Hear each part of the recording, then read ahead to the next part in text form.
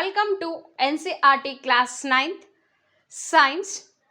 This is your science teacher Nirosha going to handle science topics to you.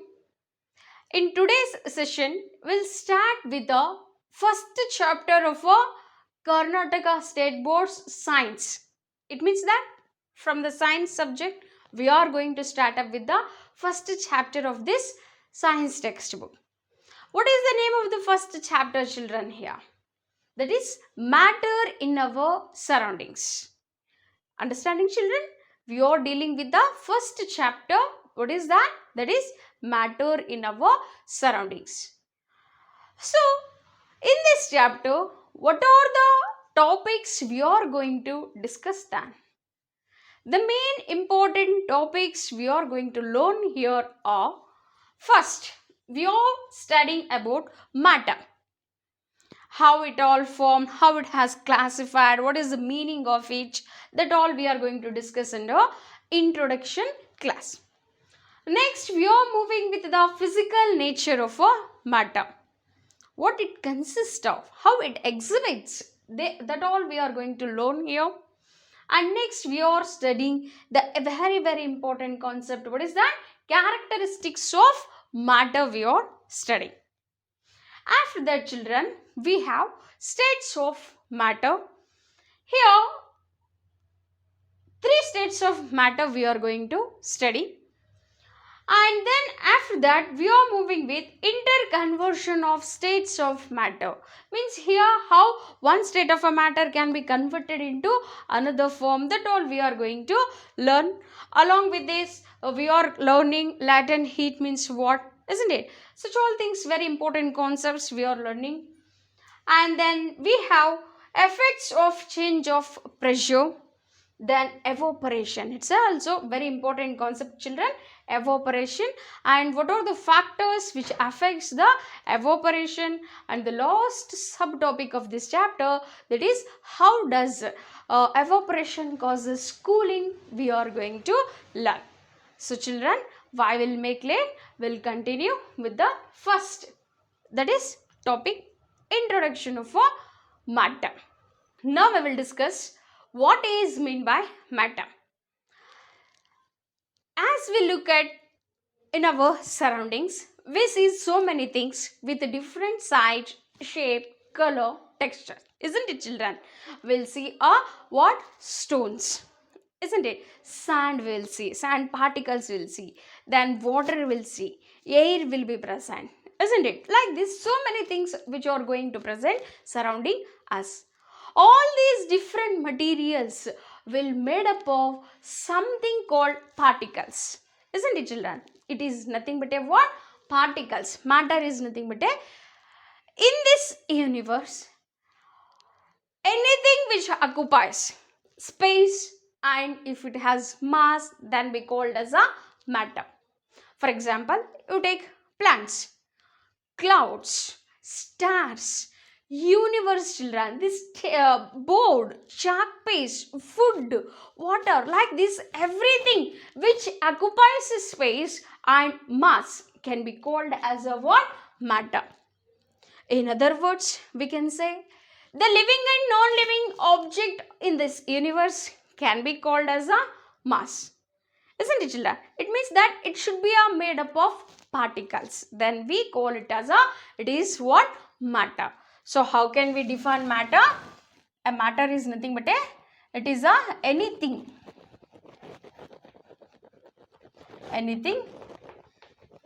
in the universe which occupies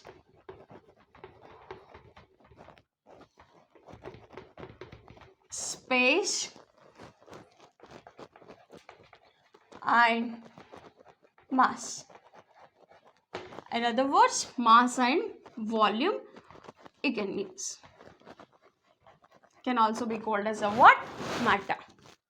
Means this matter is what? Made up of particles, we can say.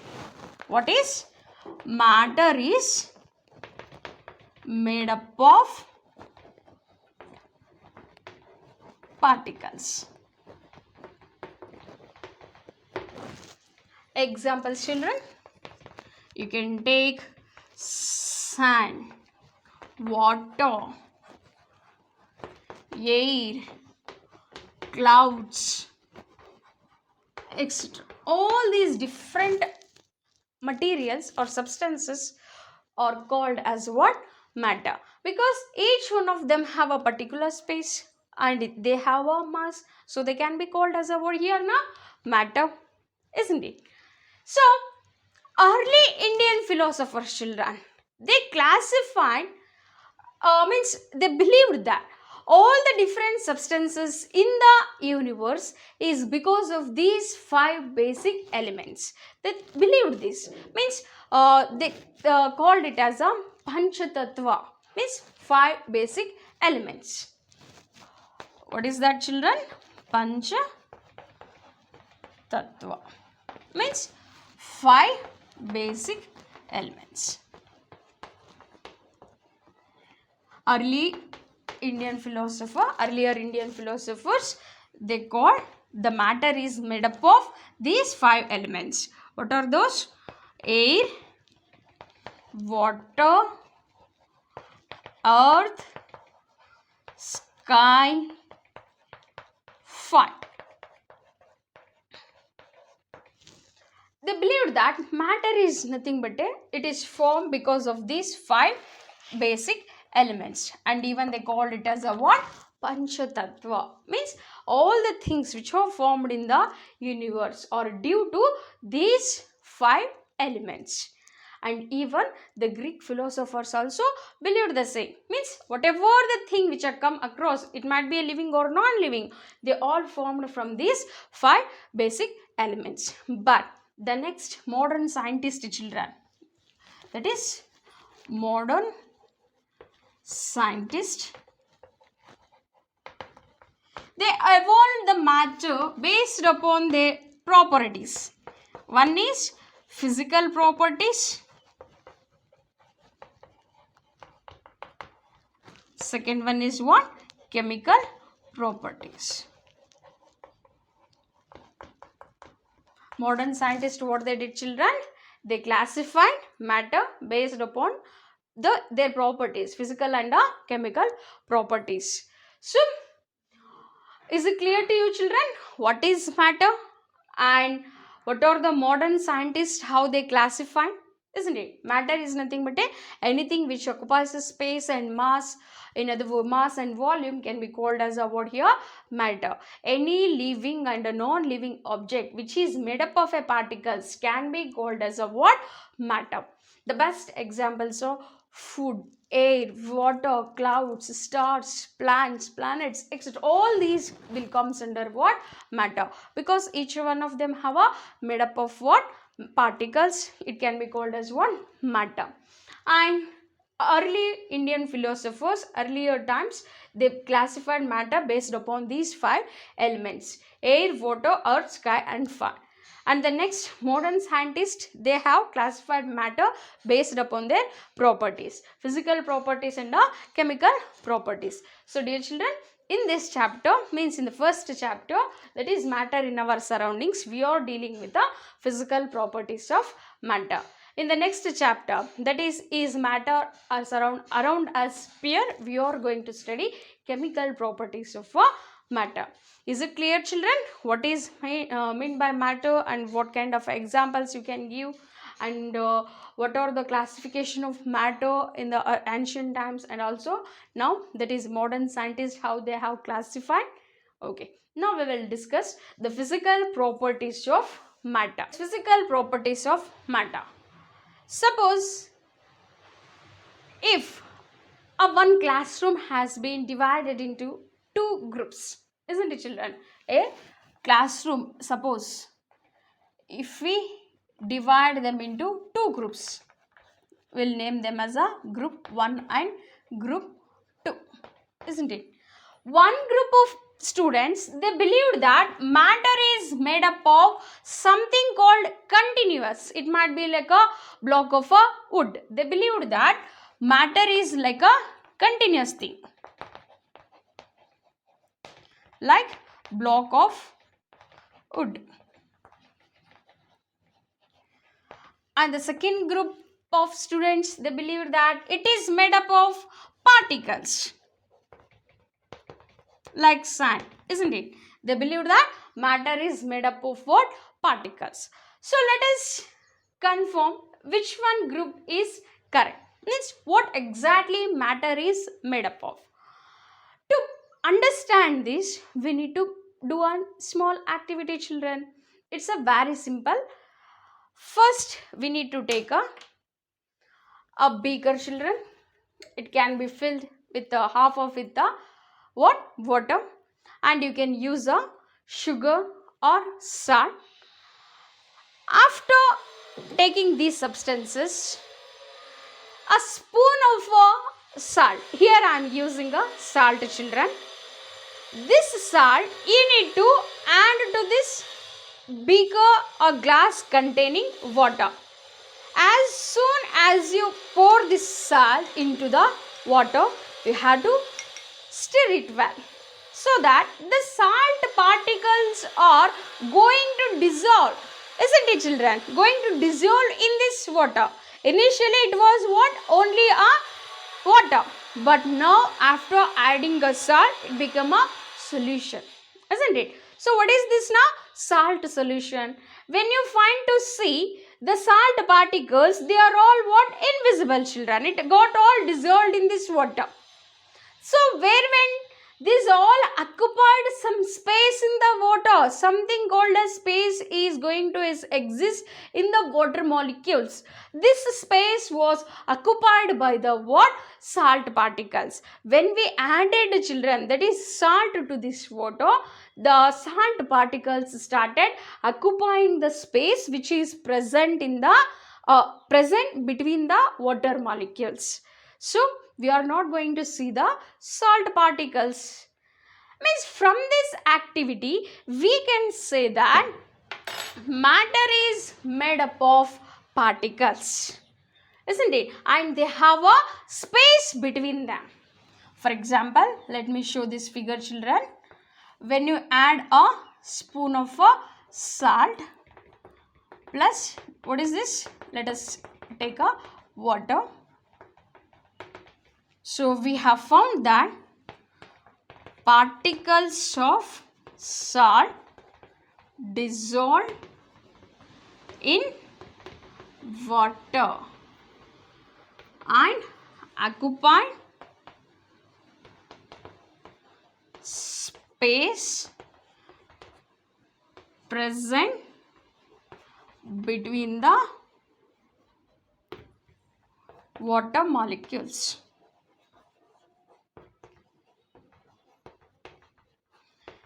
Isn't clear, children? Means what matter is made up of? Matter is made up of particles, and they have a space between them. So when you are adding something like a solute, it is going to dissolve in the solvent. Is it clear, children?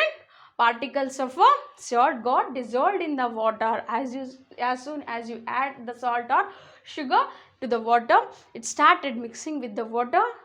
It means that the particles of a salt are going to occupy a space which is exist or present in the water molecules. Means here one water molecule to another molecule, some space will be present. So these salt particles started occupying that space. So now the particles are what? Invisible to our eyes. They go dissolved in the water. It means that they occupied the space which is present between the water molecules. So is it clear, children? Matter is now what? It is made up of particles, and they have a space between them. Is it clear? Okay. Now we will see, if matter is made up of particles, then how much small these are. So children, to understand this, watch this small video clip. Now we'll perform an activity. It will help us to understand how much small the particles of a matter are. So in order to perform this activity, children, we need to take nearly 4 to 5 beakers of water. Means here we have to fill these glasses or beakers, half of them with water. Understand children? Here I already filled with the water. So you can observe this, half of these beakers are filled with only water. So after taking or filling the water in the beakers or glass, we need to take one more material. What is that children? Looking? Yes, very good. What is that? We need to take a ink drops. Even you can use, instead of a ink drops, potassium permanganate or Dettol solution, etc. children. Here I have taken for this activity ink drops, and a glass rod you can use to stir, or you can use a spoon. So after taking all these ingredients, what we have to do first? First we need to add that is here it contains children nearly 5 ml of ink drops. We are adding this ink drops to only first beaker. Looking children, we are not adding to the remaining glasses. We are adding only what to the first beaker. We need to stir it. After adding, we need to stir properly. Isn't it children? Are you looking children? Yes, it has completely changed its color. So, what it means? Here the particles of ink drops have occupied the space which is present in the water.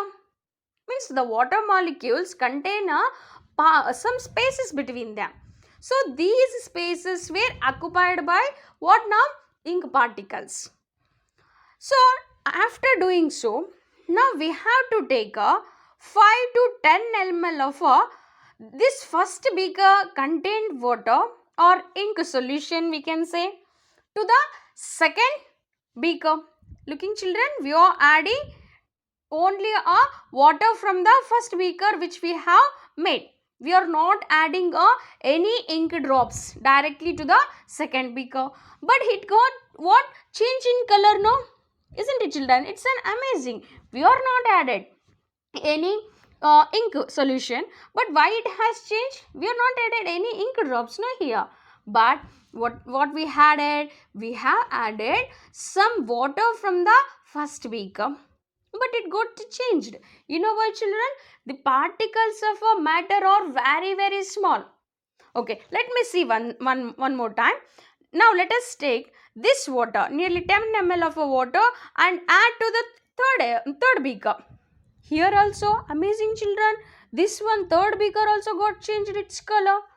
Isn't it children? We are not added here also for the third beaker any ink drops, but it got changed its color. Isn't it? Something got interesting, no? Okay, let me see one more time. Now let us take some nearly 5 ml or 10 ml of water from the third beaker and add for the fourth one. It also changed its color, but the color variation was little bit light. Isn't it children? Compared to the first one, that is second one, little less, and third less, and fourth one, we can see a appearance of a blue color. Means this water also changed its color, we can say. So what I want to say with this experiment or activity means the particles of a matter are very small children. They are such a small that we can't see with our naked eyes. So when we added ink drops to the first beaker, the ink drops started dividing themselves. Means such a small, they got divided. Thousands of particles, they started dividing themselves and occupied a space in the first one. So the same, when we added the water from the first to the second, still they have got divided, no? Means they have occupied the spaces in the second beaker also. And repeated children, when we did the same activity, no, for the third and fourth, here also went on changed its color. Means the water color got changed. This is because that the particles of a matter are very small. They are small to see by our naked eyes. Means we cannot see with our naked eyes. Such a small they are. Means they are small such that beyond our imagination. Can you see any particles Is children here? No. Only the appearance of these ink particles by change with the change of water we can understand. Means such a small they are. Understand the children? Okay. What we have concluded from this activity? We have concluded that the particles of a matter are very, very small. They are small such that they are small as they are beyond our imagination. We cannot see them with our naked eyes. Is it clear? Children, after looking into the video, we found that matter or the particles of a matter are very, very small. They are small such that they are all what? Beyond our imagination. Such a small they are. They are invisible to our naked eyes, we can say. We can't see them through our eyes. Naked eyes we cannot see. Such a small they are. And they start what? Dividing themselves when they got added to a what? Any solvent. Is it clear, children? So, how much small they are? They are millions of particles are going to be present in a matter. And when they are added to any solvent, they will got what? They start dividing themselves. Means such a small they all. Is it clear? Okay. So, in the physical properties of a matter, we studied what exactly matter is made up of. If matter is made up of particles, then how much small they are all we discussed. So, children, with this knowledge, next we will move with the characteristics of matter. There are mainly three characteristics of matter. The first one is particles of matter. What is that? Particles of matter have space between them.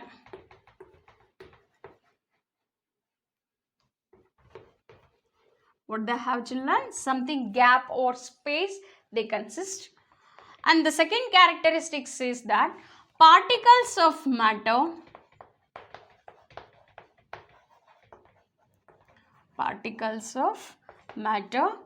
are continuously moving.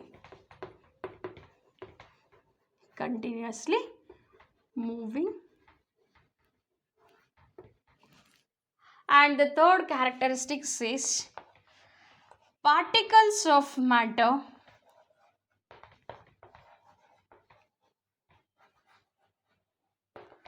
attract each other.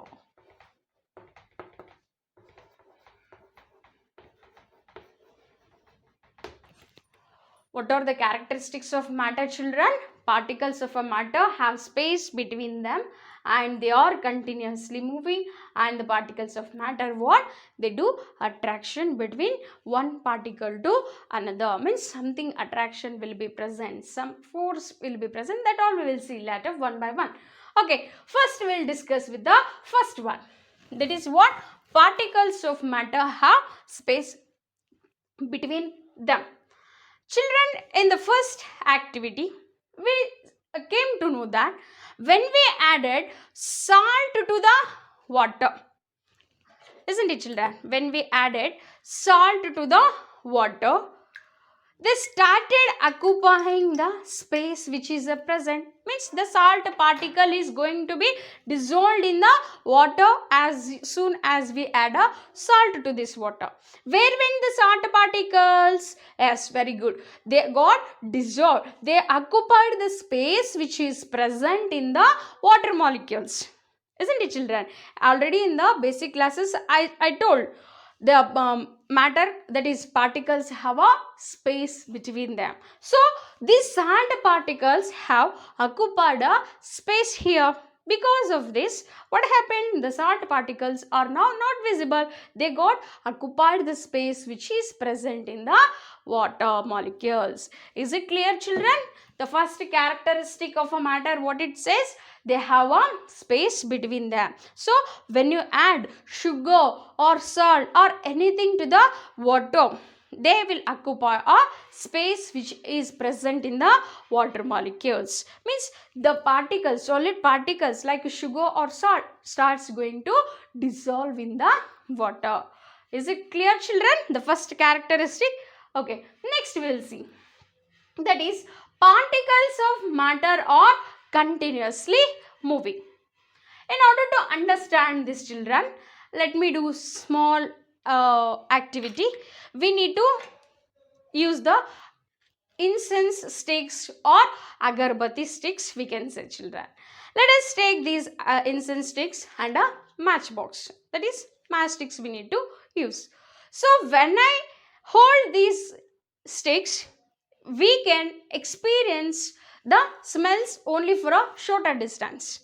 Without lightning, we are going to experience these smell only for a shorter distance, isn't it? But the same incense sticks, if we lighten, what happens, children?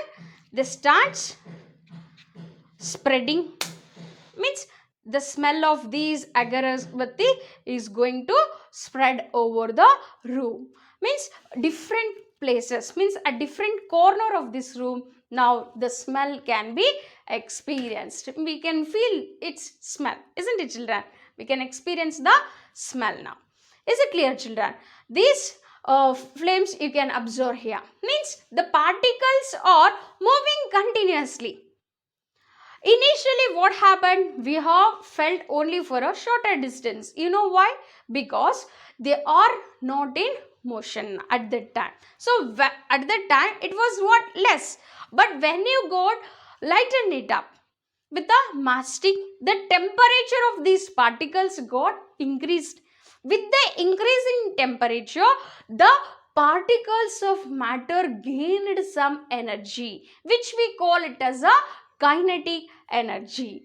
Isn't it, children? What type of energy now they possess? They possessed energy of a kinetic. You know, kinetic means moving, means the particles which are in a motion. Now, the particles of a agarbattis are spreading. Means they have acquired the kinetic energy. Because of this kinetic energy, the particles have started spreading over the room, we can say. So, is it clear, children?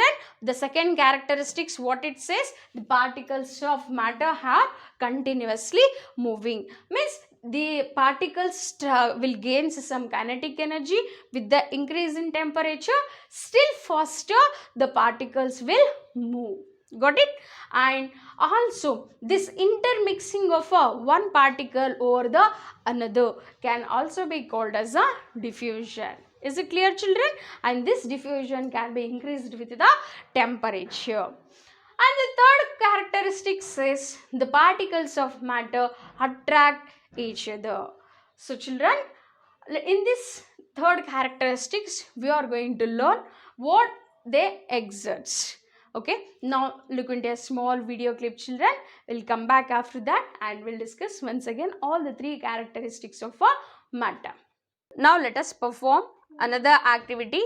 It will help us to understand the particles of matter attract each other.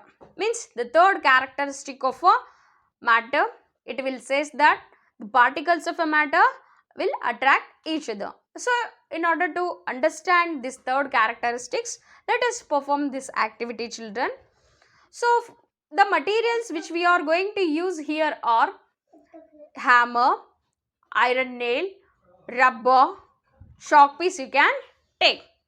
So, after taking these materials, we need to hit the iron nail first with the help of a hammer.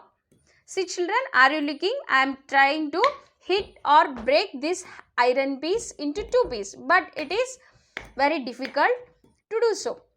So, we conclude that with the help of a hammer, we find too difficult to break this. It means that such a strongly they have attracted each other. Means the particles of a iron, they are attracted so strongly.